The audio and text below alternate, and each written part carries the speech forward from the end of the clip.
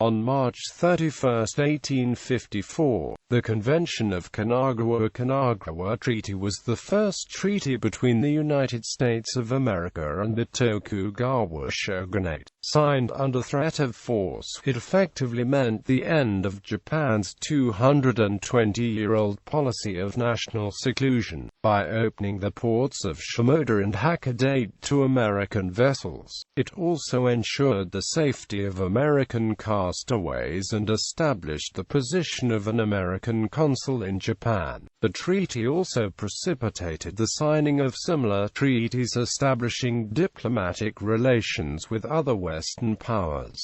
The isolation of Japan. Since the beginning of the 17th century, the Tokugawa Shogunate pursued a policy of isolating the country from outside influences. Foreign trade was maintained only with the Dutch and the Chinese and was conducted exclusively at Nagasaki under a strict government monopoly. This policy had two main objectives. One was the fear that trade with Western powers and the spread of Christianity would serve as a pretext for the invasion of Japan by imperialist forces, as had been the case with most of the nations of Asia. The second objective was fear that foreign trade and the wealth developed would lead to the rise of a daimyo powerful enough to overthrow the ruling Tokugawa clan. By the early 19th century, this policy of isolation was increasingly under challenge. In 1844, King William II of the Netherlands sent a letter urging Japan to end the isolation policy on its own before change would be forced from the outside. In 1846, an official American expedition led by Commodore James Biddle arrived in Japan asking for ports to be opened for trade, but was sent away. The Perry expedition. In 1852, United States Navy Commodore Matthew Perry was sent with a fleet of warships by American President Millard Fillmore to force the opening of Japanese ports to American trade, through the use of gunboat diplomacy if necessary. The growing commerce between America and China, the presence of American whalers in waters offshore Japan, and the increasing monopolization of potential coaling stations by the British and French in Asia were all contributing factors. The Americans were also driven by concepts of manifest destiny and the desire to impose the benefits of Western civilization on what they perceived as backward Asian nations.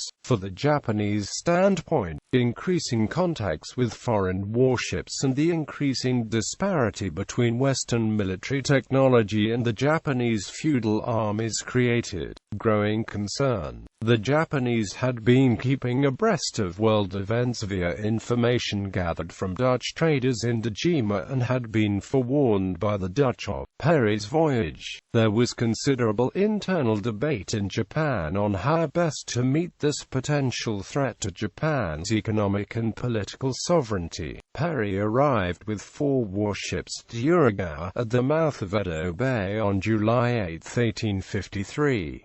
After refusing Japanese demands that he proceed to Nagasaki, which was the designated port for foreign contact, and after threatening to continue directly on to Edo, the nation's capital, and to burn it to the ground if necessary, he was allowed to land at nearby Kurihama on July 14 and to deliver his letter. Despite years of debate on the isolation policy, Perry's letter created great controversy within the highest levels of the Tokugawa Shogunate. The shogun himself, Tokugawa Ieyasu, died days after Perry's departure, and was succeeded by his sickly young son, Tokugawa Ieyasu, leaving effective administration in the hands of the Council of Elders led by Abe Masahiro. Abe felt that it was currently impossible for Japan to resist the American demands by military force, and yet was reluctant to take any action on his own authority for such an unprecedented situation. Attempting to legitimize any decision taken, Abe polled all of the daimyo for their opinions. This was the first time that the Tokugawa Shogunate had allowed its decision-making to be a matter of public debate. and had the unforeseen consequence of portraying the shogunate as weak and indecisive. The results of the poll also failed to provide Abe with an answer. As of the 61 known responses, 19 were in favor of accepting the American demands, and 19 were equally opposed. Of the remainder, 14 gave vague responses expressing concern of possible war. 7 suggested making temporary concessions and 2 advised that they would simply go along with whatever was decided. Perry returned again on February 13, 1854 with an even larger force of 8 warships, and made it clear that he would not be leaving until a treaty was signed. Negotiations began on March 8 and proceeded for around 1 month. The Japanese side gave in to almost all of Perry's demands, with the exception of a commercial agreement modeled after previous American treaties with China, which Perry agreed to defer to a later time. The main controversy centered on the selection of the ports to open, with Perry adamantly rejecting Nagasaki. The treaty, written in English, Dutch, Chinese and Japanese, was signed on the 31st of March 1854 at what is now known as Kaiko Hiroba, Yokohama, a site adjacent to the current Yokohama Archives of History. Treaty of Peace and Amity. The Japan-US Treaty of Peace and Amity has 12 articles. The final article, Article 12, stipulated that the terms of the treaty were to be ratified by the President of the United States and the August Sovereign of Japan within 18 months. At the time, Shogun Tokugawa Ieyasu was the de facto ruler of Japan. For the emperor to interact in any way with foreigners was out of the question. Perry concluded the treaty with representatives of the shogun, led by plenipotentiary Hayashi Akira, and the text was endorsed subsequently, albeit reluctantly, by Emperor Komei. The treaty was ratified on the 21st of February 1855. Consequences of the treaty. In the short term, both sides were satisfied with the agreement. Perry had achieved his primary objective of breaking Japan's Sakoku policy and setting the grounds for protection of American citizens and an eventual commercial agreement. The Tokugawa Shogunate could point out that the treaty was not actually signed by the shogun, or indeed any of his Raja, and by the agreement